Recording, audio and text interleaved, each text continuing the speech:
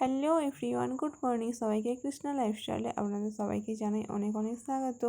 আমি কৃষ্ণা প্রতিদিনের মতো আজও নিয়ে চলে এসেছি একটা সুন্দর ব্লগ তোমাদের সঙ্গে শেয়ার করতে। আর আজকে আমি কিন্তু অনেক সকাল সকাল ঘুম থেকে উঠে পড়েছিলাম, জানো তো। আজকে আমি ঘুম থেকে উঠেছি, তখন বাজে প্রায় 5:30টার মতো।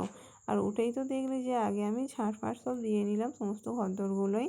তো ঝাঁট দেওয়ার পর এখন আমি সমস্ত ঘরদোর কিন্তু ভালো করে মুছে নেবো। আর আজকে কেন আমি এত সকাল সকাল ঘুম থেকে উঠেছি সেটাও কিন্তু তোমরা আমার ভিডিওতে দেখতেই পাবে। তো এখন দেখো ঘরদোর ভালো করে মুছে পরিষ্কার করে নেবার পর এখন আমি গ্যাসটাকে ভালো করে মুছে নিচ্ছিলাম।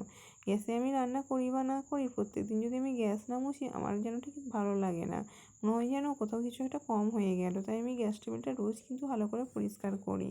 আর যেহেতু রান্না বান্না হয় তাই তো পরিষ্কার তো করতেই হবে, তাই না। তো দেখো গ্যাসটাকে ভালো করে মুছে নেবার পর আমি একটু গরম জল করে নিয়েছিলাম আমার ছেলেকে হরলিক্স করে দেবো বলে। তো দেখো ছেলেকে তো হরলিক্স করে আমি খেতে দিয়ে দিয়েছিলাম। আর এখন দেখো জামা কাপড়গুলো আমি অনেকক্ষণ আগেই ধুয়েছিলাম কিন্তু মেলা হয়নি। আর তাই ছেলেকে যেহেতু খিদে পেয়ে গিয়েছিল তাই ছেলেকে আগে হরলিক্সটা করে দিয়ে ওকে হরলিক্স আর বিস্কুট খেতে দিয়ে আমি কম পরিসরে জামা কাপড়গুলোকে আরও একবার ভালো করে ধুয়ে নিচ্ছিলাম।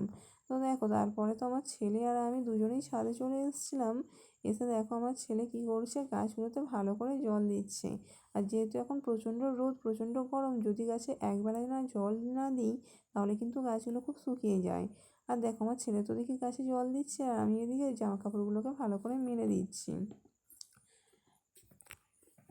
তো দেখো জামা কাপড়গুলো মেলে দেওয়ার পর আমি চলে এসেছিলাম নিচে। আর নিচে এসে দেখো এখন আমি গ্যাসের মধ্যে বসিয়েছি দুধ। সকাল সকাল যেহেতু দুধ দিয়ে যায় তাই আমি সবসময় চেষ্টা করি সকালবেলা দুধ গরম করে ছেলেকে খাইয়ে দেবার। কারণ দুপুরে তো স্কুলে থাকে আর বিকালে এসেও তাড়াতাড়ি করে পড়তে চলে যায়, তাই আর অতটা খাবার টাইম হয়নি। তাই আমি চেষ্টা করি সকালবেলা দুধটা খাইয়ে ওকে স্কুলে পাঠাতে। তো তারপরে দেখো যাই হোক দুধ গরম করে স্নান টান সেরে নিয়েছি।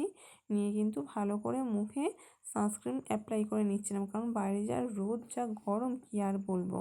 আর দেখো তারপরে আমি চলে এসেছিলাম, এটা হচ্ছে আমার মামার বাড়ি।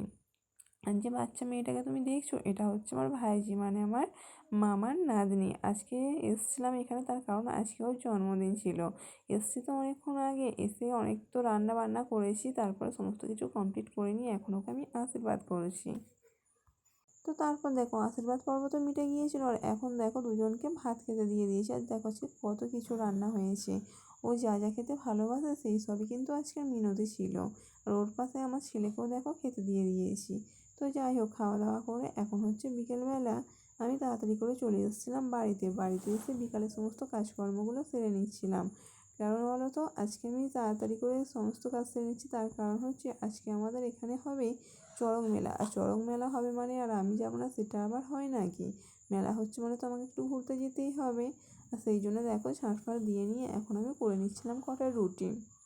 কারণ যেহেতু মেলায় যাবো আসতে অনেকটা রাত হবে, আর এসে তো আর রাত্রেবেলায় কিছু খাবার দাবার করতে ভালো লাগবে না, সেই কারণেই আমি আগে খাবার দাবারটা করে রেখে দিয়েই যাব। তো সেই জন্যই আমি বিকালে বাড়ি এসে তাড়াতাড়ি করে খাবার দাবার করে রাখছি যাতে আমাকে এসে আর কিছু করতে না হয়। আর এই দেখো খাবার দাবার করে আমরা এখন চলে এসেছিলাম মেলায়। দেখেছো কত ভিড় হয়েছে, এখানে কিন্তু প্রচুর ভিড় হয়। তো যাই হোক মেলায় এসে তো প্রচণ্ড এনজয় করলাম সবাই মিলে। আমি এসেছিলাম, আমার ভাই, আমার ভাইয়ের বউ, তার মেয়ে আর আমার ছেলে। তো চলো আজকে এই পর্যন্ত, টাটা।